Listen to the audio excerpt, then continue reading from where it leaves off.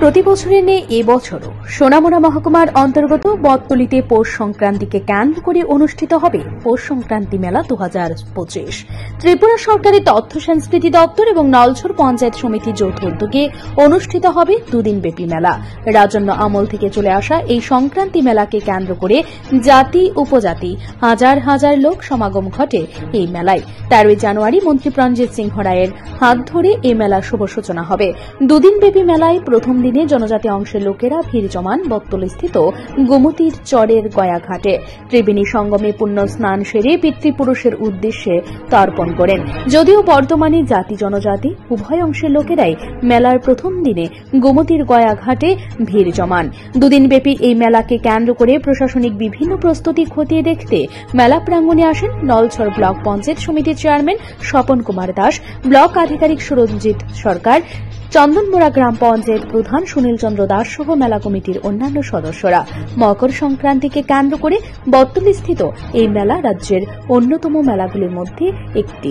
তাই বিপুল সংখ্যায় রাজ্যের বিভিন্ন স্থান থেকে দোকানিরা তাদের পসরা সাজিয়ে ভিড় জমান এই মেলা প্রাঙ্গণে।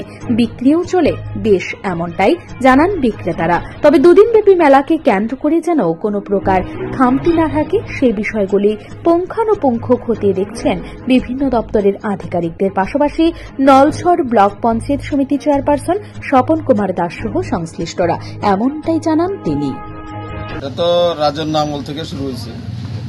তো আমিও এই মেলা আমার বয়সের আমি যে সময় আমার জন্ম হয়েছে আর কি, আমিও 53-54 বছর যাবত এই মেলাটা দেখি। এটা আরো অনেক অনেক আগের থেকে শুরু হয়েছে রাজন্য আমল, প্রায় 100 বছরের। এটা পৌষ সংক্রান্তি পৌষ পার্বণ উপলক্ষে মেলাটা হয় আর কি। পৌষ মাস যখন শেষ হয় সংক্রান্তি তখন থেকে শুরু হয়, তারপরের দিন পর্যন্ত থাকে। তো প্রথম দিন তো এখানে জনজাতিদের মেলাটা হয়, তারপরের দিন ন্যাচারালি এটা বাঙালিদের মেলা হিসেবে এটা এইভাবে পরিচিত হয়ে আছে আর কি, যতদিন পর্যন্ত আমরা দেখতেছি আর কি। জনজাতিরা এখানে বিশেষ করে এখানে একটা তীর্থস্থান আছে এখানে তাদের, তো ওইখানে ওই পিতৃমাতৃ যাদের পিতৃতর্পণের জন্য এখানে গয়াঘাটে ওনারা বিসর্জন দেন, অস্থি বিসর্জন করেন। তো এখানে প্রথমত তো এখানে জনজাতিরাই করতো, কিন্তু এখন বাঙালিরও অনেকেই তাদের মাতৃবিক বা পিতৃবিক ঘটলে তারাও এখানে এই তীর্থস্থানে তারা তর্পণ করেন। মেলাটা তো 13 তারিখে এখানে উদ্বোধন হবে, 13 তারিখ এবং 14 তারিখ ইংরেজি। আর এখানে বিশেষ আয়োজন বলতে এখন তো অধিবেশন চলছে, ত্রিপুরা রাজ্যের শীতকালীন অধিবেশন চলছে। তো শীতকালীন যেহেতু অধিবেশন চলছে, এখানে আমাদের মাননীয় মন্ত্রী ত্রিপুরা সরকারের প্রণজিৎ সিংহ রায় উনি আসবেন। তো অধিবেশনের শেষ যখন হবে হয়তো 8টা বা 9টার মধ্যে উদ্বোধনটা হবে। এখানে তো এই পর্যন্ত 500-র অধিক দোকানপাট হয়েছে, রসিদ তো কাটা হয়েছে, এরকম 300-র অধিক রসিদ কাটা হয়েছে। এবং এখানে যে ফার্নিচারের যে দোকান সেগুলি এখনো কাটা হয়নি, তো সেগুলি কাউন্ট করলে 500-র উপরে হয়ে যাবে। আপনি কি খুঁজছেন বিশুদ্ধ পানীয় জল?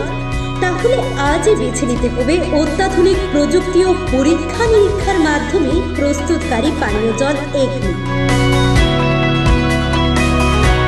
বিশুদ্ধ জলে সুস্থ জীবনের মূল চাকাঠি। Acme package drinking water. Bureau report, news Tripura 24।